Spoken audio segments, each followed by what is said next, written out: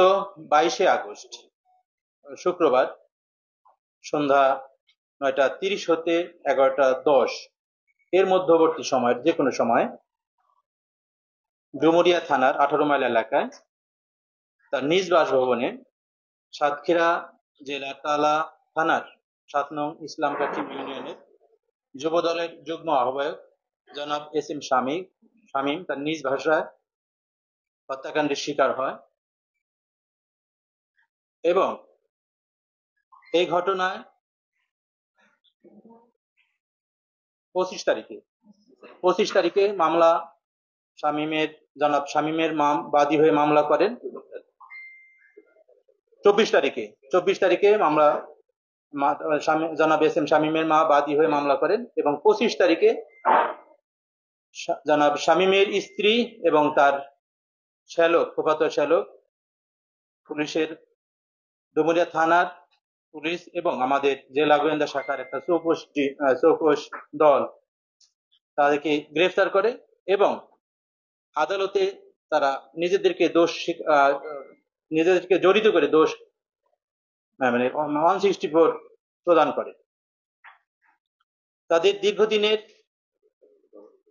এবং হত্যাকাণ্ডে ব্যবহৃত যে ছোরাটি ব্যবহৃত হয়েছে সেটা উদ্ধার হয়েছে পাশের জলাশয় থেকে এবং তাদের মধ্যে পারিবারিক বিরোধ চলতেছিল অনেক আগে থেকেই, বিবাহের পর থেকেই, এবং পারিবারিক মানে নির্যাতনের জের ধরেই সে হত্যাকাণ্ড পরিকল্পনা করে।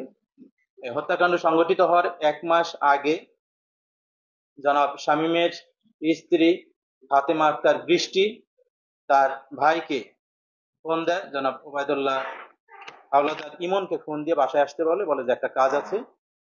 ফোনে সেটা জানায় না এবং 20 তারিখে ওবায়দুল্লাহ ওই বাসাতে আসে। 21 তারিখে সে জানায় যে তোর দুলাভাইকে খুন করতে হবে। 22 তারিখে তারা চূড়ান্ত ভাবে পরিকল্পনা গ্রহণ করে আজকেই তাকে খুন করতে হবে, আজকে তাকে হত্যা করতে হবে এবং তারই ফলশ্রুতিতে এই হত্যাকাণ্ডটা সংঘটিত হয় এবং এই হত্যাকাণ্ডের সাথে রিলেটেড যে দুইজন আসামি গ্রেফতার আছে এবং ওবায়দুল্লাহ হাওলাদার ইমন, ওর বয়স 18 বছর পূর্ণ না হয়, তাকে যশোর কিশোর সংশোধনাগারে প্রেরণ করা হয় আর ফাতেমা আক্তার বৃষ্টিকে জেল হাজতে প্রেরণের জন্য বিজ্ঞ আদালত নির্দেশ প্রদান করে।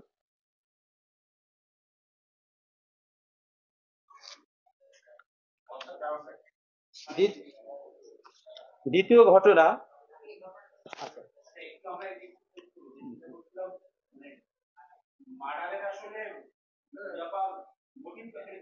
মোটিভ স্পেসিফিকটা হলো 164 অনুযায়ী আমি আমার বক্তব্য উপস্থাপন করছি। 164-এ সেটা যে স্বীকার করেছে বিবাহের পর থেকেই তাদের সাথে পারিবারিক বিভিন্ন বিষয়তে বিরোধ চলতেছিল, তাকে নির্যাতন করতো, বকাবকি করতো। এই যে তাদের সাথে মনোমালিন্য, এটি হচ্ছে উঠে আসছে তার বক্তব্যে এবং এই পরিকল্পনাতেই তাকে খুন করার পরিকল্পনা গ্রহণ করে। এটাই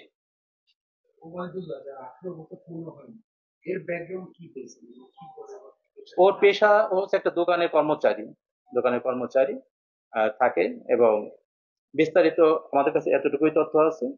তাদের মামাতো ভাই বোনদের সম্পর্ক ওকেই এবং রেবেকা ফাতেমা আক্তার বৃষ্টির প্রত্যক্ষ পরিকল্পনায়, নির্দেশনায় এবং তার দেখানো কিভাবে ওই ছোরা দিয়ে কোপ দিতে হবে সবকিছু সেটা দেখায় দেয় এবং ওর দেখানো মতে তার যে মামাতো ভাই ওবায়দুল্লাহ ইমন ও সেটা বাস্তবায়ন করে এবং এটা বাস্তবায়ন করার পরে তারা দুইজনে ছাদে চলে যায়।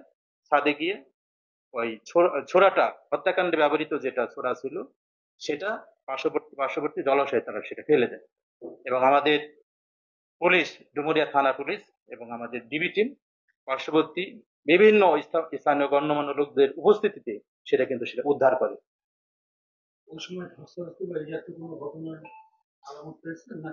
না, ওই সময় ধস্তাধস্তির ওইরকম কোনো ঘটনা 164 আসেনি। ঘটনাটা তো একেবারে তার নিজস্ব বাসায় সংঘটিত হয়েছে, 3য় তলার একটা ফাঁকা বাসায় সংঘটিত হয়েছে এবং তাদের ভাষ্য মতে এবং 164 দেওয়া তথ্য মতে ওইখানে এছাড়া আর কোনো ঘটনা ঘটেনি। তার না, ভিকটিমের আমাদের 164 অনুযায়ী ওই সময় সে একাই ছিল, অন্য কোনো লোক ছিল না। হত্যাকাণ্ডটা সংঘটিত হয়েছে তাদের স্ত্রী এবং তার যে শ্যালক ওবায়দুল্লাহ ইমন, তার স্ত্রীর একদম প্রত্যক্ষ নির্দেশনা, পরিকল্পনা মাফিক এবং তার দেখানো অনুযায়ী, নির্দেশনা অনুযায়ী তার যে শ্যালক সেটা বাস্তবায়ন করেছে। এটা বলা মুশকিল, এটা 164 কথায় আসছে সে নেশা করতেছিল, বাট এটা তো আমরা প্রত্যক্ষভাবে বুঝতেছিলাম না।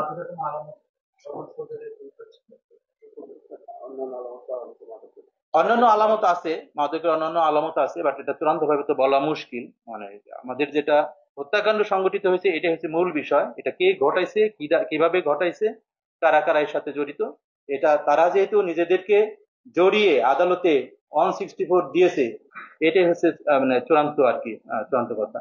ধন্যবাদ। বিজ্ঞ আদালতে আর কি এটা ই করেছে আর কি, মানে 164 প্রদান করেছে।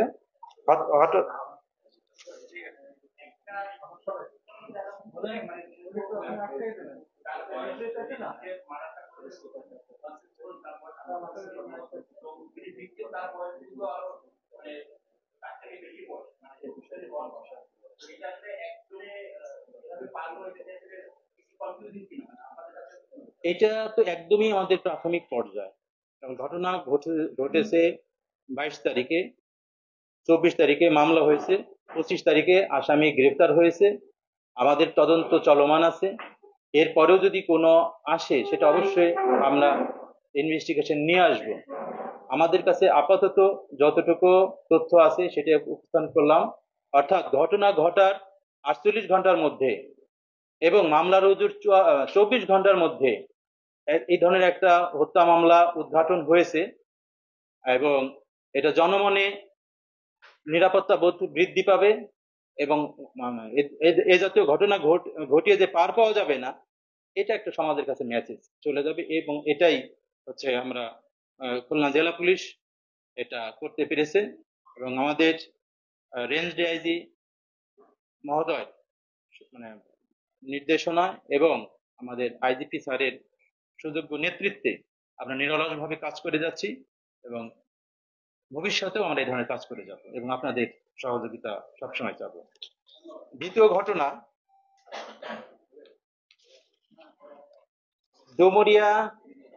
ডুমুরিয়া থানায় রেবেকা বেগম, এটা একটা ক্লুলেস মার্ডার ছিল।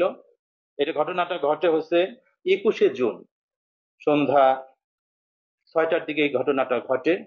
রেবেকা বেগম এবং পরবর্তীতে আমরা ইনভেস্টিগেশন করে জানি রেবেকা বেগম এবং প্রদ্যুৎ কুমার এদের মধ্যে একটা সম্পর্ক ছিল। রেবেকা বেগম মুসলিম এবং প্রদ্যুৎ কুমার হচ্ছে হিন্দু ধর্মাবলম্বী।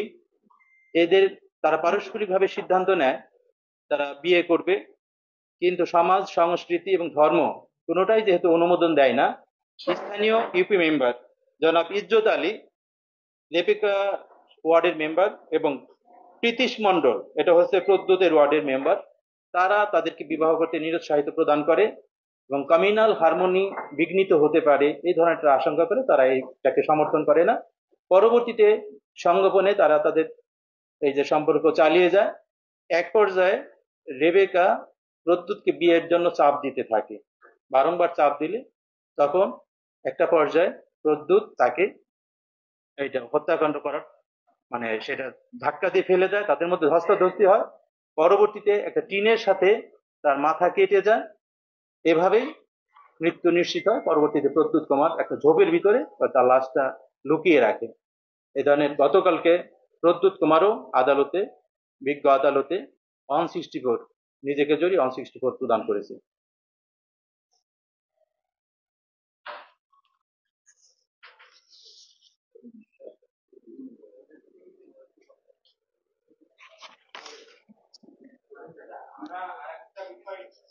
আরেকটা বিষয় আছে আমাদের,